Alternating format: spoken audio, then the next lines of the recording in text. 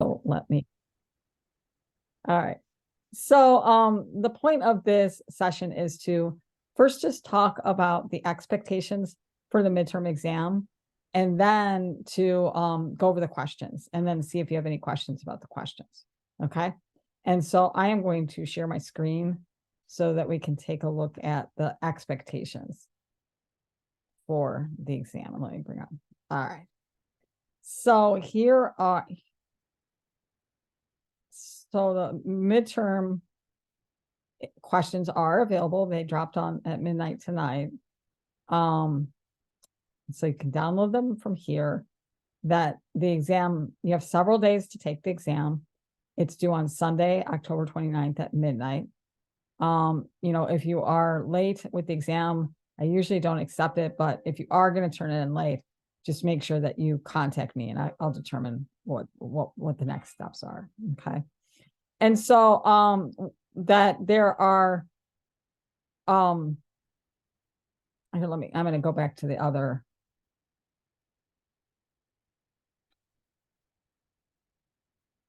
I'm going to go to this one instead. Okay. Wait.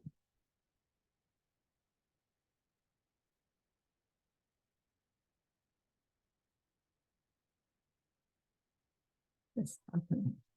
Hold on for a second.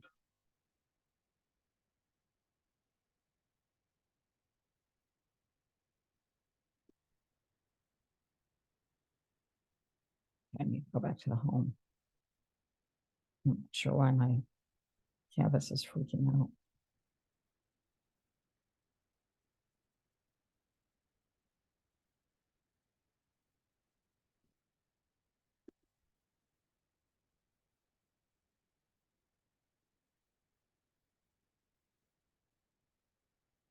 There we go. Okay, good. And so this exam covers the first half of the course, so topics 1 through 6. The exam is it's worth 155 points, which is 15.5% of the final grade. It's not timed as such. You get the exam today, and then you have until Sunday to work on it. And it is open book, and it's an essay test. Okay. So you can use your textbook. I expect you to use your textbook, the lectures, and any articles that we've read. Okay. And there's 6 questions on the exam, and then you select 4 questions to answer. Okay. And if you took a look at the questions, you'll see that some of the questions are sort of more straightforward essay questions, and others are a little bit more sort of application. So you get some choice there. All right. So students often ask me, how long should my exam be? I always tell them to focus on answering the question. Okay. And if you answer the question, you should be okay. However, students want to have a page number. And so what I tell them is that each answer should be about 2 double-spaced pages. And so that would be for a total of 8 pages, double-spaced, normal font. And look, if the exam is like a little bit longer than that, that's okay. A little bit shorter than that, that's okay. But if your exam is like 15 pages long, you're going to go back and edit. You don't need to tell me everything you know, right? And if it's a lot shorter, if it's like 5 pages, you're probably going to want to go in and ask yourself, am I really developing my answers as best as possible? I do want you to keep the questions for the exam in the actual exam. Okay. So when you download the questions, you just sort of use that as the template to answer the questions. So there's the questions, and then just below it, you would type in your answer. And so just leave the questions there. For the questions you're not doing, you can either delete it or skip it. But those questions, that text doesn't count towards your total page count. And so, those questions may add, almost 1.5 pages to the page count. So don't worry about that. Okay. But students are always asking about that. And submit your exam as one document. Hold on for a second. Hold on for a second.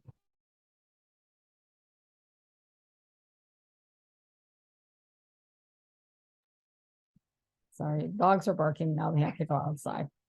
And so I want you to submit your midterm exam as one complete document. Don't submit each question separately because that makes it really, really hard for me to grade. Okay. All right. So that's kind of like the nuts and the bolts of, exam production. But let's look at what my expectations are in terms of what makes a good exam. Okay. So the best exams will answer each of the prompts in the essay question. And so some of the questions have multiple prompts. You're going to want to make sure you answer each of those prompts. And that also, I'm always looking to say, do my students understand the course material? Do they understand the textbook? Do they understand the lectures? Do they understand any articles we've read? And so you want to answer these questions in a way that demonstrates an excellent understanding of the course concepts, the course materials, and any materials that are associated with the specific question topic. Okay. And so that, you're going to want to use course materials to support your answers to the question. We've got course commentary, textbook, videos, articles. And so I would expect you to use those in answering the questions. And so you don't need to use textbook, video, article for each question, but you're going to want to make reference, like when you think about the exam as a whole, you should, make reference to the textbook, to the course commentary, to the videos, to an article. Okay. And so, as needed. Okay. And so just look at your work and just make sure, it's not all textbook or it's not all reference to videos. Okay. So I kind of look at that. And then as it says here, I'll annotate on here that don't use external resources. Okay. Everything you need to answer these questions is in course materials. Okay. Now, if you just are dying to add like a link to something that really clarifies the point, just contact me and say, Hankinson, is it okay if I add that and use this? And I'll say yes. Okay. But I mean, I've had some students who just answer the questions with no reference at all to any of the course materials, and that's not acceptable. Okay. So I just like to clarify that so that students don't get confused. That you will be making references to videos and to our video lectures and to course commentary and to articles and textbook. And so you're going to want to cite that in your exam. We don't need a works cited page, okay? But you're just going to, as it says here, that if you're referencing an idea that's in any of the material, you want to just give it credit, okay? You'll say, oh, hey, that came from We the People, page 123. Or, hey, that was mentioned in topic 5, lecture 1, okay? And for the articles, you can just put the author's last name and a page number for the article, and that should be fine, okay? But if you are using any direct quotations, okay, from any of the text, including lectures, those need to be in quotation marks, okay? So anything that's verbatim from any source that we're using, that needs to be in quotation marks, okay? And also cited. And so otherwise that would be considered plagiarism, okay? So just keep that in mind as you are doing that kind of citations. And also, if you are using direct quotes, don't use like a paragraph, right? I mean, just use 1 or 2 sentences. I'm not testing your ability to cut and paste. I'm testing your ability to like synthesize material. You can work with others. So if you know somebody's in this class, you guys can study together. That's totally fine. But the actual work of the exam has to be your own work. Okay. You have to work on that independent. Okay. And that's the exam you have until Sunday to complete it.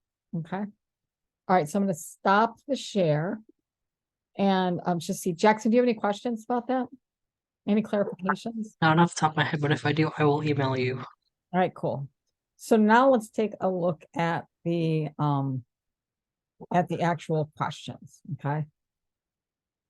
And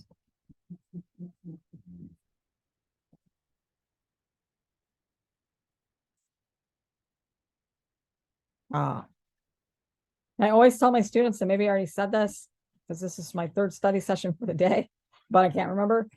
Make sure that when you open this, these questions before you start working on them, make sure that you save this document to your hard drive, okay, or to a desktop or to zip drive, okay. I've had students like work on their exam, fail to save it, then leave, come back, and they lost all of their work.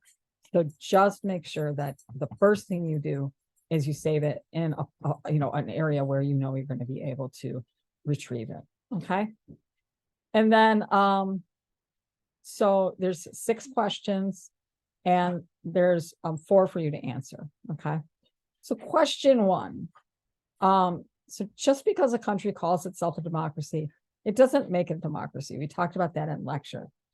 For a country to be truly democratic, it needs key features that are necessary to building and maintaining a democratic society. So, drawing upon the course material from topic 1, including both textbook and lecture, identify and describe 3 features that you think are most important for maintaining democracy, okay, for the maintenance of democracy. And then you want to choose those 3 features, but then you are going to want to explain why these 3 features, okay? So make sure you explain why you think these 3 features are most important, okay? So that part of the question is descriptive, okay? The next is application. So next, I've got this country study here, the Republic of Fredonia. Jackson, do you know where Fredonia is or what Fredonia is from? Sounds familiar. I want to say near the Iberian Peninsula, but It's actually not a country. That's why I put it in here.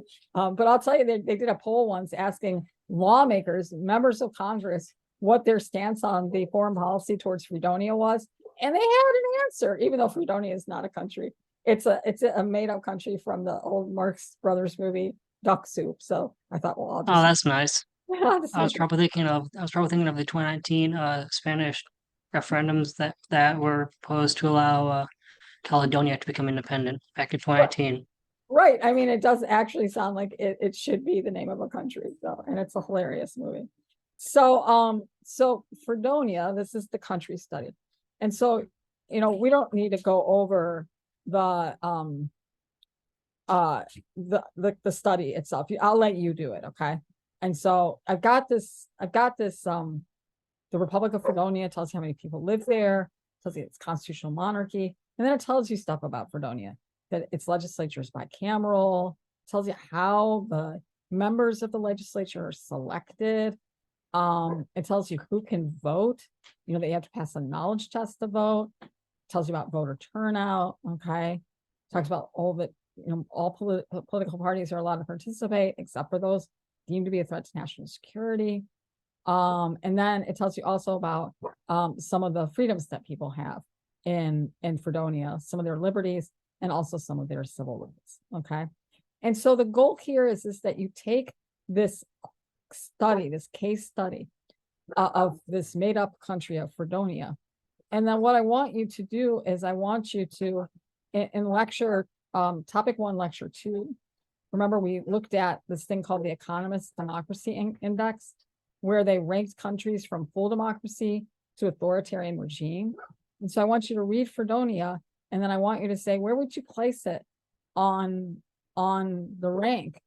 Is it a full democracy? Is it an authoritarian democracy, an authoritarian regime? Is it a hybrid, like a little bit democracy and a little bit authoritarian? Is it a flawed democracy? Okay. And then I want you to explain why you rated Fredonia this way. Why did you rate it a flawed democracy and not an authoritarian regime or something like that, whatever the answer is. Okay? And so this gives you an opportunity to sort of think about the key features of democracy, but also to actually take those key features as we're learning about those key features and then apply them to a hypothetical country. Okay. So you got any questions about that question?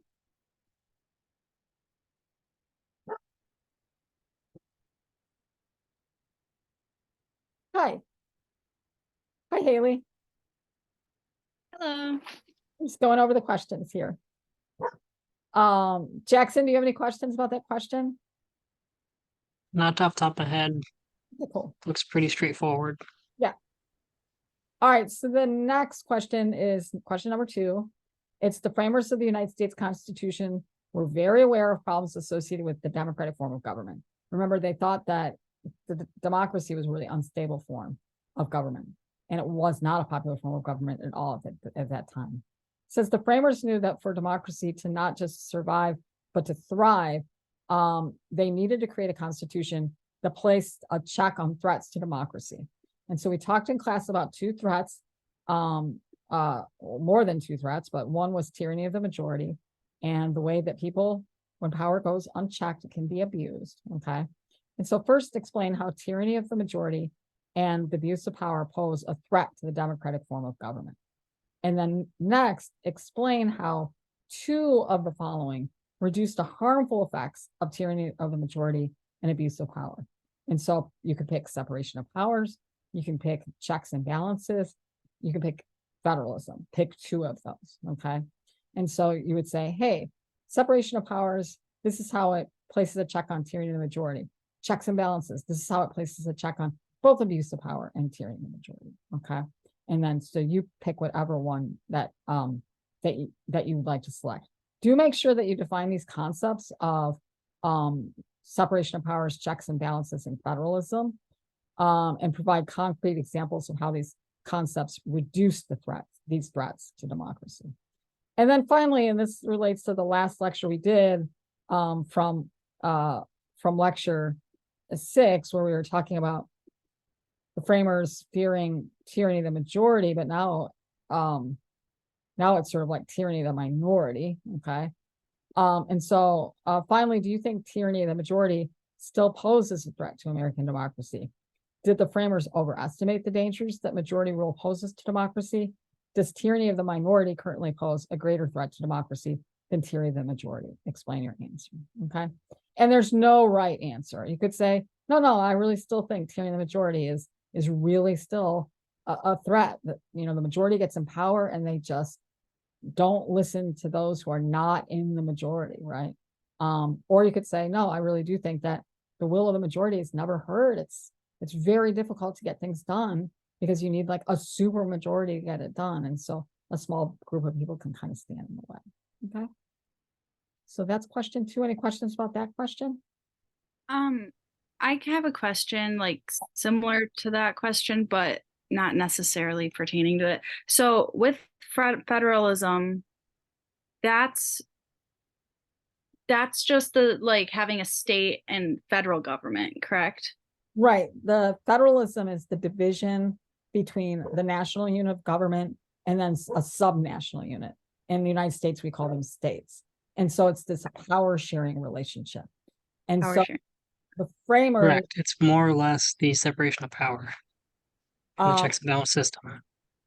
well, separation of power, though, is the separation of specific powers within a government. So separating out the lawmaking power from the executive power from the judicial power. That's separation of powers.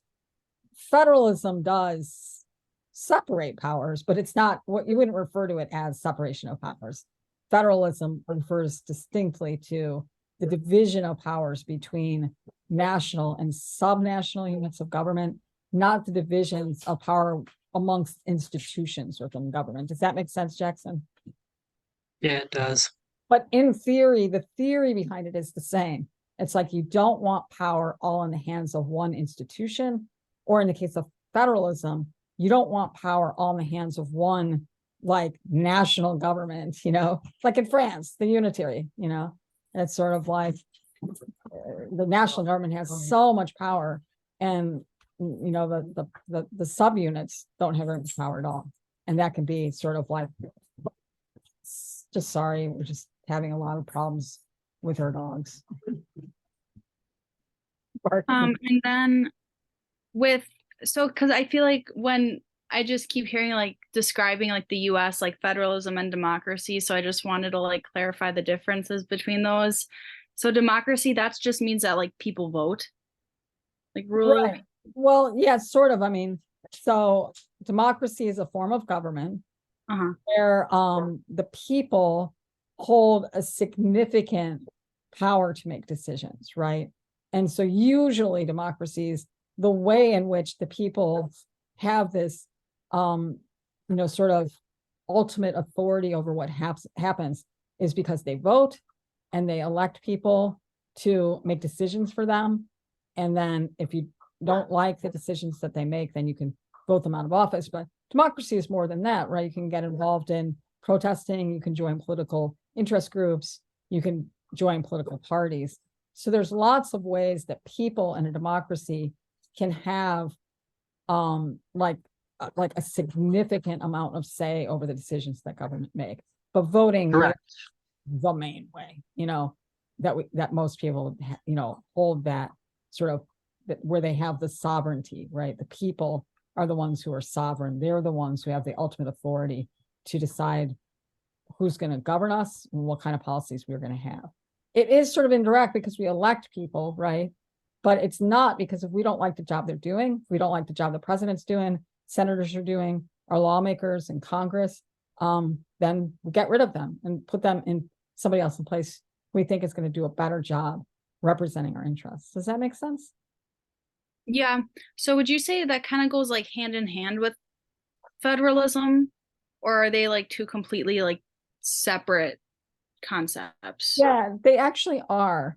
So just because your country is a federal system doesn't mean that it's democracy, right? Okay. I mean, there are certain features that need to be in place, like not only like the ability to participate in elections, but you have to have robust civil liberties, freedom of speech, robust civil rights. You're not going to be discriminated against based on immutable characteristics like race. Federalism is just like, hey, we have a territory. How are we going to divide power in that territory, right? And so Iraq is a good example of that, because after 2003, when the United States invaded Iraq, there was a lot of talk with the new constitution about how power was going to be divided in Iraq. Were they going to have all the power in the hands of the national government, or were they going to divide it up so like the different regions had a lot of power? And they actually went with different regions having a lot of power because the different regions in Iraq were like represented like religious groups. And they were like, hey, we better divide power, because if we give all the power to the national government and they are like Shiite, but then you have a lot of Sunnis, within the regions, they're going to feel slighted, So it really doesn't have anything to do with democracy. It has to do with a way of dividing power. So democracies can have federalism. Democracies don't need federalism. France is a democracy, but it doesn't have a federal system. It has a unitary system. Iraq, federalism, but I don't think that gets classified as a democratic country. Does that make sense? Yeah, it does. Thank you. Oh, good question. So speaking of federalism, question 3 is write an essay that discusses the system of American federalism as it's spelled out in the Constitution. And so when you have a power sharing relationship between the national government and the states, it's in the Constitution. That division of power is in the Constitution. And so in this essay, that what I want you to do is I want you to address the ways in which a federal system differs from a unitary system of government, and what are some advantages that a federal system offers compared to a unitary system. Okay. But really, so probably the bulk of the question, not all of it, is that we have a constitution. Okay. And in that constitution, it tells us about the powers that the national government has.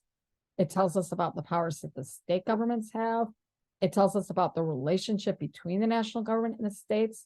It also tells us about the relationship between the states and the states. That's all in the Constitution. And then we didn't talk about that in lecture, but that's in your textbook, so you can read about that. And so after you talk about how the federal relationship is outlined in the Constitution, then you're going to say, okay, that's federalism, right?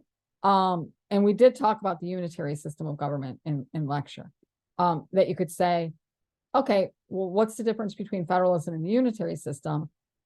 Is like, and what are some advantages of the federal system, and what are some of the advantages of the unitary system? Okay.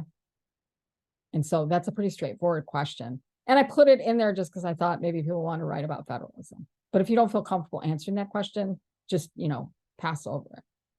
Jackson, do you have a question about that question? No, I did not. I was just going to say that discussing the differences between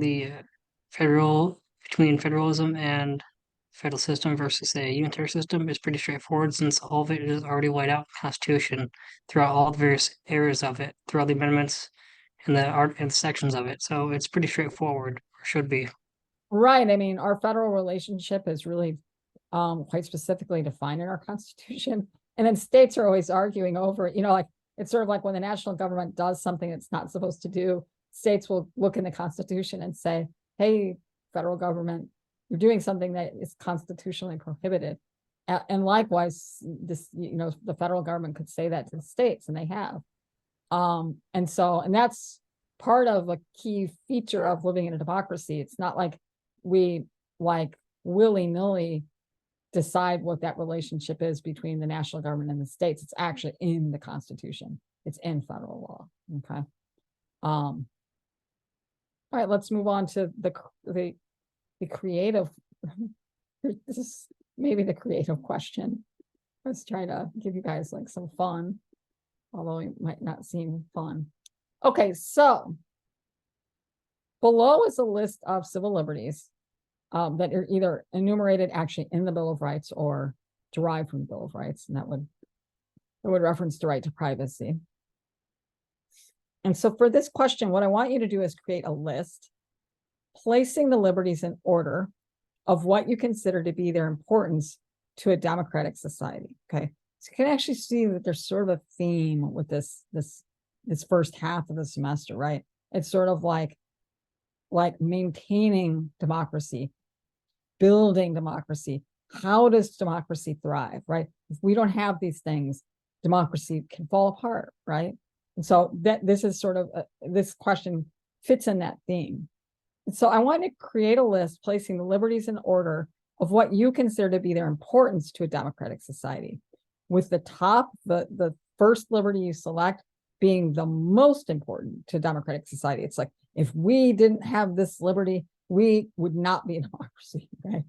And then you go down to the very bottom with the liberty being of lesser importance. Not that it's not important to a democracy, but that we could still be a democracy even if, that we didn't have this liberty, or it could be ranked lower. It's not as essential to maintaining a democratic society, okay? And so for each of these liberties, you must do two things. First, in your own words, briefly describe the liberty. And in small print, I was like, to help you with this, imagine that someone who knows nothing of the right to privacy, for example. So to help with this, imagine that you know someone who doesn't know anything at all about the right to privacy. What would you say to explain it to them? Okay, so you kind of keep that in mind so that it doesn't lead you to some verbatim, rewriting of what's in the textbook. And then second, after you describe or explain the liberty, then second, you place the liberties in the ranked order, and then you explain the liberties ranking. In other words, why did you place this liberty as being the most or least essential to the maintenance of a democratic society? And the best answers will rely on topic one, because we really talked a lot in topic one about like the foundation of and features that need to be in place for democratic society. And then topic 4, course materials, because that relates to civil liberties. And then for those liberties that you placed in the middle, address why it is above like X liberty but below like Y liberty, right? So let's say you put freedom of the press in the middle, you put it below religion, but you put it above the right to bear arms. You might want you sort of include that in your explanation of rankings. And then I gave you a template if you want to, shape your answer, but you're not required to do so, okay? And so just let me get rid of those annotations.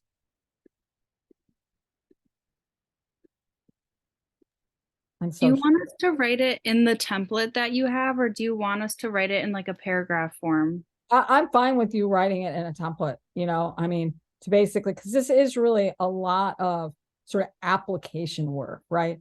It's sort of like like what I'm looking for here is I want you to be able to, well, I want you to demonstrate that you understand what the liberty means, right? So I want you to demonstrate based on the material in chapter 4, that you can tell me what the right to privacy is. You can tell me what freedom of religion is, okay? And you can just put that right there, right? Right in there. And I mean, that's if all the listed in topic 4. Say it again. All the liberties are listed in topic 4. they Yeah, should be. yeah, Are- right. Topic 4 is the topic on civil liberties, and it Okay. corresponds with chapter 4. So, you know, Okay. the whole chapter is dedicated to like walking through, you know, freedom of religion, freedom of speech. I didn't add freedom of speech in the list because I thought that was like almost too apparent that it would be maybe at the top. So, right, this you're going to find all this in both the lectures for topic 4 and then the readings for topic 4, which is chapter 4. So, yeah, you can just explain, you put the, you know, this is the top list of liberties in descending importance, with the liberty placed at the top is the most important, and the one at the bottom, as you go down, the least important, to maintaining a democratic society. It's not the one you like best. It's not like, God damn it, I love the freedom of to right to bear arms. You know, it's like, that's great, man. But you need to think about it in relationship to maintaining a democratic society. Okay. Like I'm all about, you know, the speedy and public trial, or but that it's not what it's about maintaining a democratic society. And then the reason for the ranking. So you really can just use the template. You don't need to write an essay, right? You need I mean, to, if the template's there, then what's the point of already going through all the work and not using it when it's right, already right, there in front of you and just use it? right. But you know, like it's not my first trip to the rodeo. Some students will really want to do this in essay form. And if they want to do it that way, that's totally fine. And that's why Work smarter, not harder. so so that's why I was like, hey, you can use the template, but you don't have to. It's not required. So some students might be like, I can't use template. So that's kind of a fun one. This is 5. And so one of the many famous quotes of Martin Luther King Jr. is, the moral arc of the universe is long, but it bends towards justice. King spoke these words frequently during the civil rights movement, words first spoken by the 19th century abolitionist Theodore Parker. It's an inspiring quote, no doubt. However, many people involved in the struggles to attain civil rights, and so this is going to be topic 5, assert that the moral arc doesn't just naturally bend towards justice, but that it must be pulled towards justice. Okay. It just, you don't wait for it to go towards justice, but that you got to bring that moral arc. You've got to do things that bring us closer to justice. You need to be active. And so for this question, I want you to do the following. Okay. And so focus, and again, this isn't necessarily an essay question, right? It's like focusing on the civil rights movement from 1660 to 1960. And so here we're talking about the racial civil rights movement. That's how it's listed in the textbook, okay? I know the textbook also talks about the civil rights movement for gender, LGBTQ, ethnicity, et cetera. And all of those are important, but I just really wanted to focus on race. So focusing on the civil rights movement from 1660 to 1960, provide an example of each of the following that you think did the most to pull the moral arc towards justice. So is there any one constitutional amendment that you look at and you say, that constitutional amendment really bent that moral arc towards achieving racial justice? Is there any Supreme Court decision where you're like, that Supreme Court decision, and this is all in the textbook, that brought in lectures too, that brought it, without that decision, we wouldn't be where we are today in terms of racial justice. Any federal law, right? And so there's many federal laws, you know, in the 1960s that dealt with, bending the moral arc towards racial justice. But, you know, you could go back to the 1860s, right? Or the 1880s, right? The Civil Rights Act of the 1880s, that was the first step, right? So there's no right answer. And then there's many acts of social activism, starting with the abolitionists, right? The Underground Railroad, and then all the way to, the March on Selma, on the Pettit Bridge, with John Lewis and, the March on Washington, et cetera. And there's many others, right? The sit-ins at lunch counters. So, and then a specific active social activism, okay? And then the best answers will briefly describe each of your choices. So don't just put like Acts Amendment and not describe what it is, right? Or lunch counter sit-ins, but you don't describe what it is. You need to describe what it is, and then provide a well-developed argument for why what you selected has done more to pull the arc, has done the most to pull the arc, and use topic 5 course materials to support your answers. Okay. So again, not a traditional essay question. It's just sort of like you pick what you think is best. You describe what those things are, and then you tell me why you selected that one. Like, why did you select Amendment 1 or Amendment X and not Y? Why do you think it brought us closer to racial justice? Why did you pick that Supreme Court decision rather than that one? Okay. So what do you think, Haley? So when you said to like choose which one you think pulled it more towards justice, is that between A, B, C, and D, or just like in general, each topic, what I think? Yeah. So do A separately. So pick a constitutional amendment, and then the common theme is what brings us closer to treating white and Black Americans equally, right? What brings us closer to ending discrimination against African Americans in the United States? Okay. And so you do that for A. Then you say, okay, which Supreme Court decision brought us closer to racial equality, racial justice? What federal law did it? If we didn't have that federal law, there'd still be a lot of discrimination, right? So this is the federal law.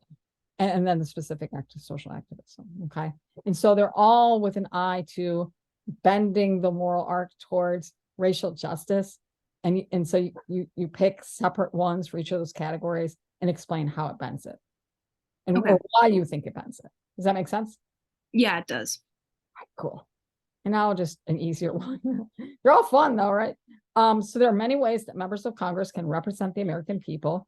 Define and discuss the difference between descriptive and substantive representation, okay? And so in addition, define and discuss the difference between trustee and delegate. And if you are a member of Congress, would you serve as a trustee or a delegate? Why? Which type of representation, descriptive or substantive, do you think the US Congress provides best, and why? Okay. And so that's from chapter 12 on Congress. We had some coverage of this in the lecture, but this is mostly from the textbook, relying on the textbook and then also on the course commentary. Okay. Again, that's more of a straightforward, describing and then, thinking critically about it. Haley, does that make sense for you? And Jackson, you good? Crystal clear. All right, good. So we could look at just at question 1 real quick. I hopped on a little late.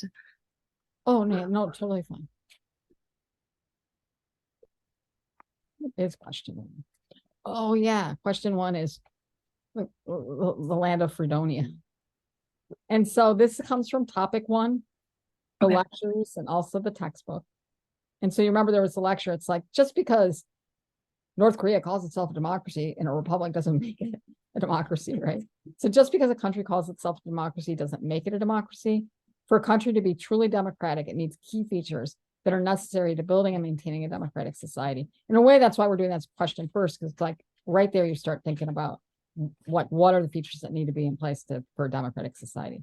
And so first, drawing upon material from topic 1, including both textbook and lecture, identify 3 features, okay? And, we covered this in lecture, it's also in the textbook, that you think are most important for the maintenance of democracy, making sure to explain why you think these 3 are the most important, okay? No right answer, just a good argument. Next, I gave you a country study, okay? And so in the country study below, what I want you to do is I want you to look at this case study. And if you remember from lecture, we looked at this thing called the Economist Democracy Index. I think that was topic 1, lecture 2. And they rank countries saying, anywhere from full democracy to authoritarian regime. And so I want you to look at this country, read the case study about Fredonia, which I told Jackson is not a real country. It's from the Marx Brothers movie. 'Cause I was, Tuxedo. I heard the last part. I'm like, wait, that sounded familiar to the New Caledonia I know, referendums, which I heard about in Spain in 2019. right? It seems like it's a real country, but it's not. Because Oh. I heard the last part. I didn't hear the first part. I heard the last part, and I'm like, huh? I just had a brain fart. And so you want to read through this case study, and then I want you to tell me where would you place it from full democracy or to authoritarian regime. And so Fredonia has 10 million people in it, considers itself a constitutional monarchy. It tells you about the legislature, the House of the People and the House of the Lords, tells you what their term of office is, how they're selected. Okay. It tells you who gets to vote. You got to pass, you got to be 21, you got to pass a knowledge test, got a real low voter turnout, 35%. Tells you about which political parties can participate. Tells you about the judiciary, and then it tells you about some of the civil liberties that Fredonians have and some of the civil rights that Fredonians have. Okay. And so you basically look at that and then you say, you know what, I think this is, I would rank this country as X. And here's why. Okay. Because to be a democracy, you've got to have this, and this, and it's got all those things. Or this seems like an authoritarian regime. Why? Because it doesn't have the features that are necessary to be a democracy, right? Doesn't have robust civil liberties, doesn't have robust civil rights or whatever, right? Or it can say, it's kind of in between, you know, America is ranked as a flawed democracy, right? Maybe it's like America. Or you could say it's hybrid. It's got a little bit of democracy, but it's got a little of authoritarian in there, right? So you pick it and then you make the case for why. Does that make sense? Yeah. So it's like more like interpretation. There's not like a clear, distinct right or wrong. Yeah, I would say that there maybe is a wrong answer. Okay. But hey, I'm open to being persuaded. Like I might think it can't be this, but if a student makes a really good argument, I'd be like, oh, shit, it is that. Good job. Well, as long as we back it up. Right, as long as you back it up. That's what Okay. you're welcome. All right. Well, hopefully, yeah, you got another question?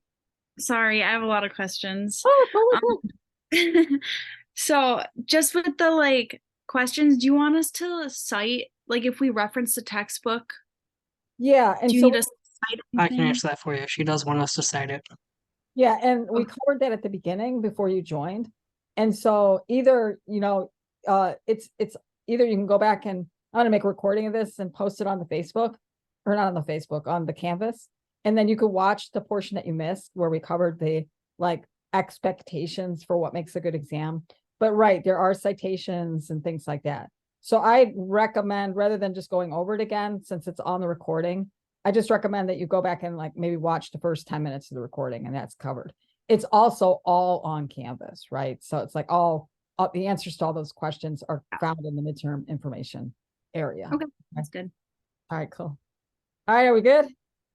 Yes. All right. Thanks for showing up. And if you have questions, I'm around 24/7, well, almost. So just reach out. Thank you. All right, have a good rest of the day. You too. Okay, bye.